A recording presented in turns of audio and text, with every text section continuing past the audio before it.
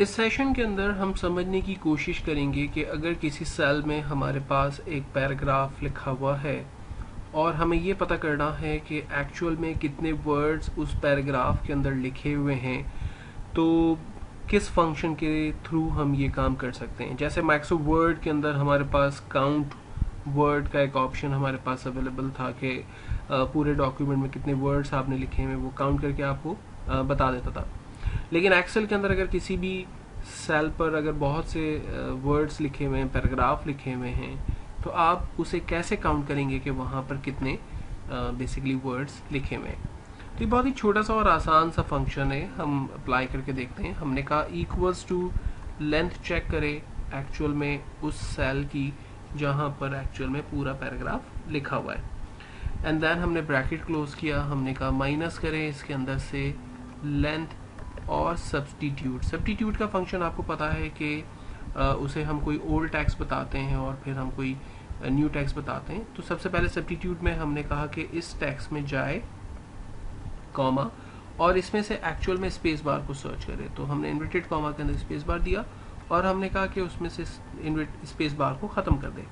तो invert comma open, invert comma close, यानी बगैर स्पेस के हमने इन्वर्ट कॉमा दे दिया। एंड देन पहले हमने सब्स्टिट्यूट का ब्रैकेट क्लोज किया, फिर लैन का ब्रैकेट क्लोज किया। अब चूंकि तमाम वर्ड के दरमियान स्पेस आ रहे हैं, इसलिए उसने उन तमाम वर्ड के स्पेसेस को ख़त्म कर दिया। लेकिन लास्ट वाला जो वर्ड है उसमें तो कोई स्पेस बार था ही नहीं, तो वो उसको फिर इग्नोर कर देगा, यानी उसे काउंट नहीं करेगा। तो मैंने लास्ट में +1 कर दिया क्योंकि लास्ट वाले वर्ड को भी वो काउंट करे। And then finally bracket close and then enter. Yes, तो हमारे पास फाइनल रिजल्ट आ गया कि यहाँ पर 55 वर्ड्स लिखे हुए। अब एक्चुअल में इसने काम कैसे किया, इसको थोड़ा समझने के लिए हम चलते हैं फार्मूला के टैब के अंदर और कमांड इस्तेमाल करते हैं इवैल्यूएट फार्मूला के अंदर। देखें, इवैल्यूएट फार्मूला आपको क्या कहता है कि जब आप len b3 डिफाइन करते हैं तो क्या होगा। मैं इवैल्यूएट में चला जाता हूँ। तो len जब आपने b3 डिफाइन किया तो उसके अंदर एक्चुअल में पूरा टेक्स्ट आ गया। Then again one step evaluate करते हैं, तो जो टोटल लेंथ आई टेक्स्ट की वो आ गई 339।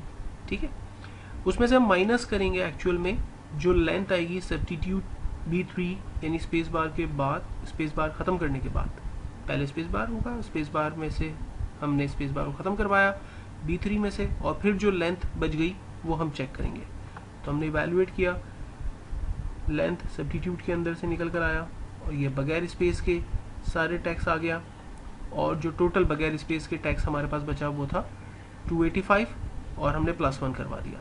तो 339 में से माइनस 285 +1, टोटल रिजल्ट आया हमारे पास 54 +1, आंसर आ गया 55। यानी एक्चुअल जो हमारे पास टोटल जो यहाँ पर वर्ड लिखे हुए हैं वो हमारे पास 55 है। तो किसी भी पैराग्राफ के अंदर हमने कितने वर्ड्स एक्चुअल में टाइप किए हैं, ये काम हम लेंथ और सब्स्टिट्यूट के फंक्शन को मिलाकर आसानी से परफॉर्म कर सकते हैं।